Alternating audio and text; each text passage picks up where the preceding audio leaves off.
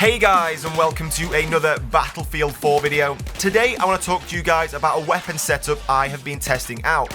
Now, I've been putting a lot of time into the game so far. I've tried out different maps, different setups, different weapons, different game modes, all so I can show you guys which I think are maybe the best if you haven't had a chance to play the game yet.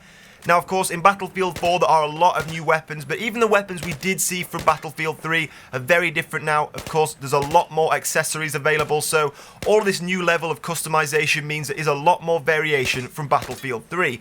And that's what I want to talk to you guys about today. I want to talk to you guys about the M416. Now, this is a weapon, of course, we have seen it in Battlefield 3, we saw it in Bad Company 2. It's been a weapon that has been with Battlefield for a long time. But in Battlefield 4 now, it has seen a lot of changes, and with new levels of customization, it does mean there are lots of new features available. Now, statistically, this weapon is still the same model we saw in Battlefield 3. We have a rate of fire of 750 rounds per minute, which puts it about in the middle, an average position for the assault rifles. Of course, it's got a maximum damage of 25 and a minimum damage of 18. But it's all these new accessories and add-ons for the weapon that make it very different from Battlefield 3. Now, Battlefield 3 can throw you into a lot of different situations. In the space of one map, you can go from very close range intense combat to quite drawn out long range combat, and you need a weapon that can deal with all these situations as best as possible. Now, as you can see here, I'm running with the Reflex red dot sight. Now, the Reflex sight is a pretty industry standard sight. It's a sight you see a lot of players using on a mixture of different weapons, and that's pretty understandable. It's a very simple sight, just a basic red dot in the middle of the screen. The housing for the sight doesn't take up too much of your screen. You don't lose your peripheral vision when you're aiming down sight. It's a very good sight to use. But of course, with a weapon such as this that's pretty accurate at range, the Reflex sight adds no magnification. It doesn't give you any advantage when shooting at targets further away. So I've been thinking about which options are the best for taking out targets further away. Having a double sight setup and having a magnified sight to improve the vision through your reflex sight, or maybe have an ACOG scope on the weapon and then have canted iron sights for those closer engagements. So taking a look at this test range gameplay again, it's pretty obvious to see to switch from close range to long range targets, it's much quicker to use a long range scope with canted iron sights than it is to use a double scope with a reflex sight. He's much quicker at turning the gun to canted sights than he is at flicking up a magnified scope.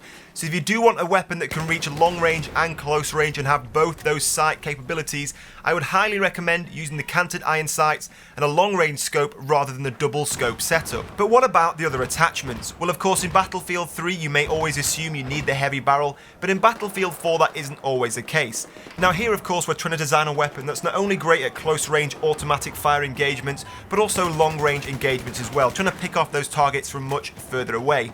And I found the muzzle brake is the perfect attachment for this. This reduces muzzle climb by 25%. So when you're firing at those targets that are maybe 60-70 meters away, you're no longer starting to climb above your target's head when you're loosing off rounds. Now, to go alongside this, I think the angle grip is the perfect grip. Now, this reduces your initial recoil by 33%. So if you are firing at targets much further away, your first rounds, if you're in burst fire or even single shot, will be much more accurate. But it's also a great piece of kit to have for close range engagements as well.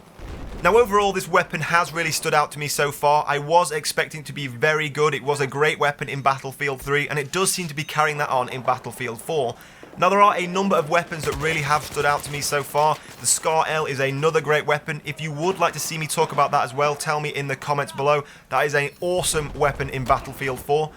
Now, with the M416, so far I have unlocked quite a few battle packs. As the game goes on, with weapons you do use quite a lot, you unlock more battle packs. Unfortunately, I haven't had a chance to unlock any cool paint schemes yet. Of course, the battle packs are pretty random. I know some people have got some really cool paint schemes for their M416 so far.